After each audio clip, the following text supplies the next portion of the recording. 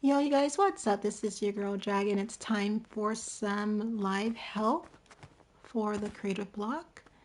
This is for Fodes. I hope I'm saying your name correctly. I went ahead and put together a setup. Fodes is looking to find a way to display when a player is eliminated by using the tracker. So there's two ways that you can do this. However, I do believe that setup 2 is the most efficient way. And you'll see here in a little bit why I think that is. What I'll do is first run the play test so you can see what we're building here, and then I'll go through each settings for each of the setups. All right, so let's do it.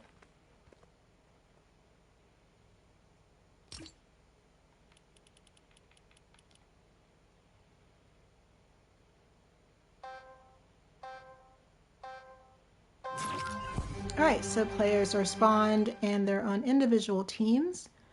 And I'm going to go ahead and just get rid of my weapon right now. Let's see if I can. Looks like I can't. That's fine. All right, so I'll probably put that in team settings. We're going to start with setup 1. Right, and setup 1 just uses the trigger only, and it calls events from devices to determine when the player is eliminated and to send events to the tracker.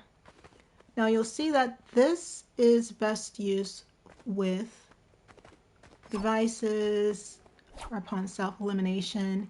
If a player eliminates you for some reason, it still does not increase the tracker. So let me show you. For example, we'll start with a player eliminating me. And the tracker is not affected. However, still going with setup 1 because we still have the tracker assigned. If the player self-eliminates, then the tracker increments and the target value increases. If the player is eliminated by an NPC, and again, this is setup 1,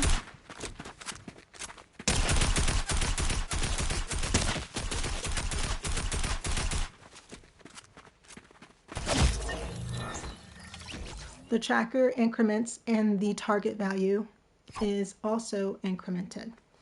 All right, now I'll go ahead and start fresh.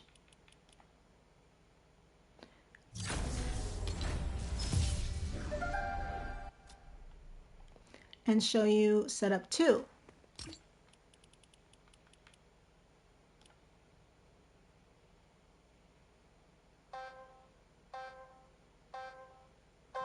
So now we are testing setup 2. The tracker is assigned, and if player eliminates me,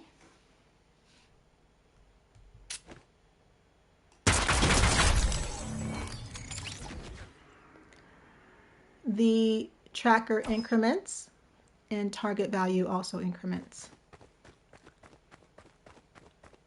If player self-eliminates, the target value increments as well as the number increments. And if player is eliminated by an NPC,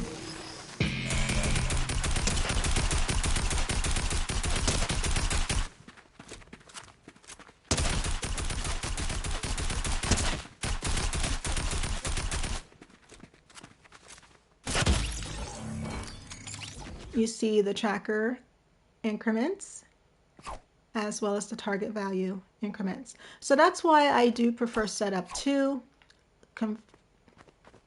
compared to setup 1, because no matter the situation, you'll still get the results that you're looking for.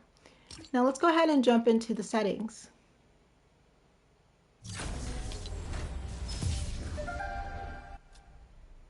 Now, depending on your game setup, one of these particular setups will be, hopefully work best for you. So what I have here is the trigger is assigning the tracker. So I'm not going to show you the trigger settings because it just depends on what you have assigning the tracker for your map. But let's take a look at the tracker settings. The stat to track is eliminated. It does reset between rounds and so forth. Sharing is individual. I have it set to when target is reached to do nothing. However, be sure to set that to whatever works best for your game. Show on HUD is detailed, and that means that it shows on the top left-hand side of the screen. If you want lists, you can put the list. The list shows on the lower right side of the screen, kind of the middle of the right side of the screen, and you can do both if you prefer.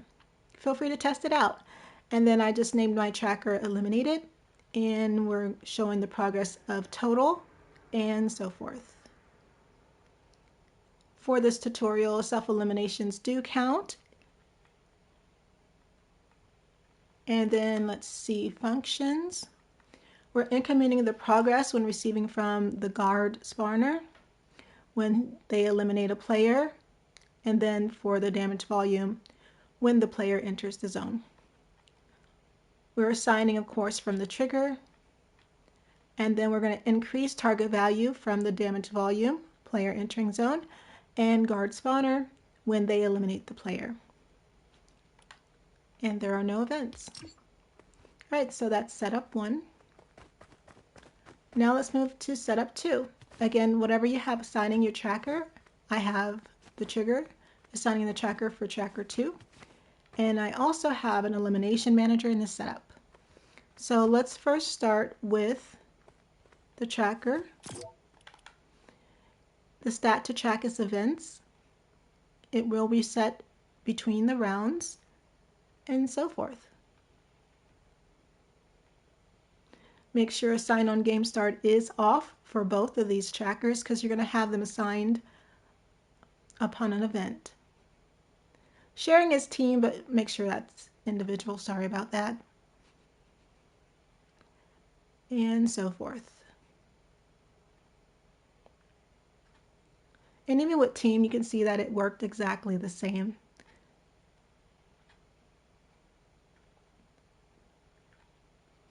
All right, let's move on to functions. Increment progress when receiving from elimination manager on eliminated. We're going to assign by the trigger. And increase target value when receiving from elimination manager S2 on eliminated. And there are no events. All right, and then this should automatically bind. We have enabled on game start is off because the trigger is going to enable this device. And so forth. The target type is players only. And since it's a tutorial, I don't have anything specific here. But if you need that, be sure to place it. We're going to enable when receiving from the trigger.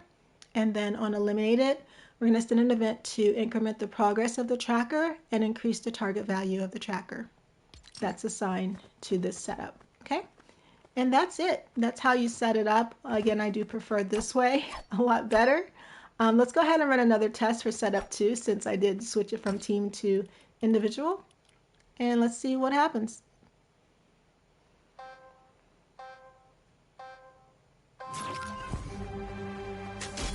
All right, tracker is assigned.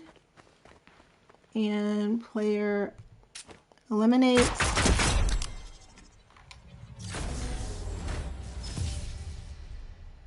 And it went straight to ending the game. Wait, you know, did they shoot? I think they shot. Wait a minute. I know what happened. I should probably take.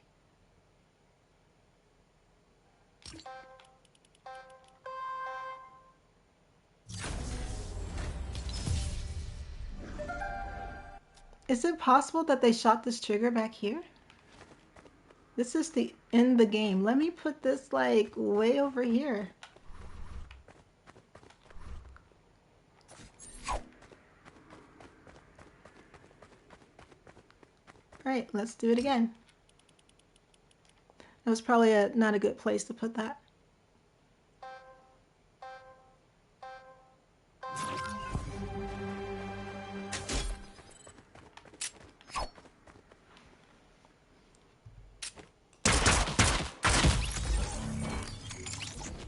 All right, working exactly the same. Self-elimination should also increase.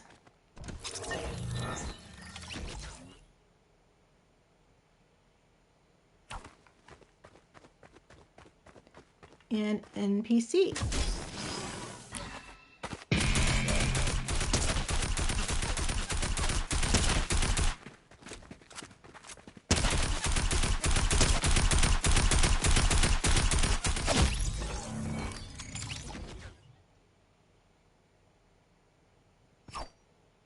All right, and there you go. Now, if you need to reset progress at any time, there is an option to do that. On the tracker itself, you'll just have to determine what event you want to have it reset progress. And that event is, you just type in reset. Let's see if it'll pull it up. You can reset between rounds, right? Automatically. Or you can reset progress when receiving from by calling a function. And it could be from a timer, it could be when the players spawn, it could be when you want it to trigger. Any type of device you want to call that function, you'll place that there under functions for the tracker. And there you go. I do hope this gives you some insight on how you can accomplish your needs. As far as combining it with verse, that's definitely going to be an interesting challenge. I would like to see you solve it. All right, I hope this helps. Bye.